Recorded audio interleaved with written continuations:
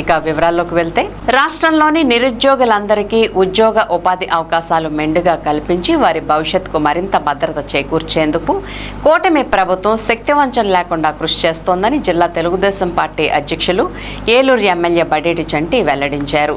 దానిలో భాగంగానే ఈ నెల 24వ తేదీన ఏలూరులో 6వసారి నిర్వహించనున్న జాబ్ మేళాను యువత సద్వినియోగం చేసుకోవాలని ఆయన సూచించారు. ఏలూరులోని ఎమ్మెల్యే క్యాంపు కార్యాలయంలో శుక్రవారం నిర్వహించిన కార్యక్రమంలో ఏపీ స్కిల్ డెవలప్మెంట్ ఆధ్వర్యంలో ఈ నెల 24వ తేదీన స్థానిక సిఆర్ రెడ్డి కళాశాల వేదికగా నిర్వహించనున్న జాబ్ మేళాకు సంబంధించిన పోస్టర్లను ఎమ్మెల్యే బడేటి చంటి ఆవిష్కరించారు.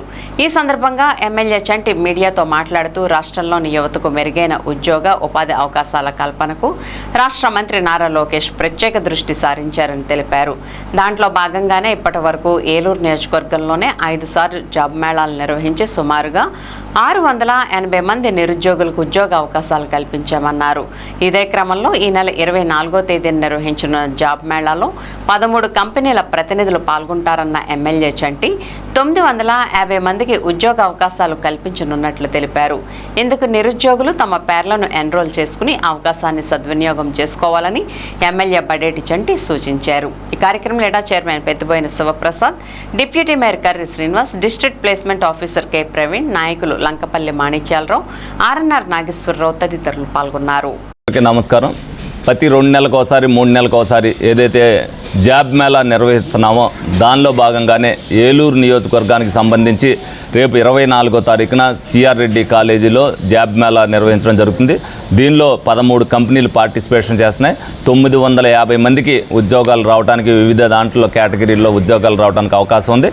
దీన్ని అంతటినీ కూడా ఏదైతే గ్రూపుల్లో మెసేజ్లు పెడతాం, ఎవరైతే ఆల్రెడీ మా దగ్గర ఎన్రోల్ చేయించుకున్నారో వాళ్ళతో పాటు కొత్తగా ఎవరైతే ఎన్రోల్ చేయించుకోవాలో దానికి సంబంధించిన వివరాలన్నీ కూడా వెబ్సైట్ ద్వారా మీ అందరికి కూడా తెలియజేస్తాం.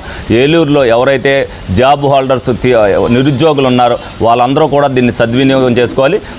కూటమి ప్రభుత్వం అధికారంలోకి వచ్చిన తర్వాత నారా లోకేష్ గారు డెఫినెట్గా అందరికీ కూడా ఉద్యోగాలు కల్పించాలనే ఉద్దేశంతో, అదేవిధంగా ప్రైవేట్ కంపెనీల్లో ఏదున్నా సరే దాన్ని జాబ్ మేళాలు నిర్వహిస్తే వాళ్ళకు కూడా అవగాహన ఉంటుందనే ఉద్దేశంతో అన్ని కంపెనీలు కూడా టైఅప్ చేసి మరి జాబ్ మేళాలు నిర్వహించడం జరుగుతుంది. ఇది నాకు తెలిసి ఇది 6వది ఏలూరు నియోజకవర్గంలో జరగడం జరుగుతుంది.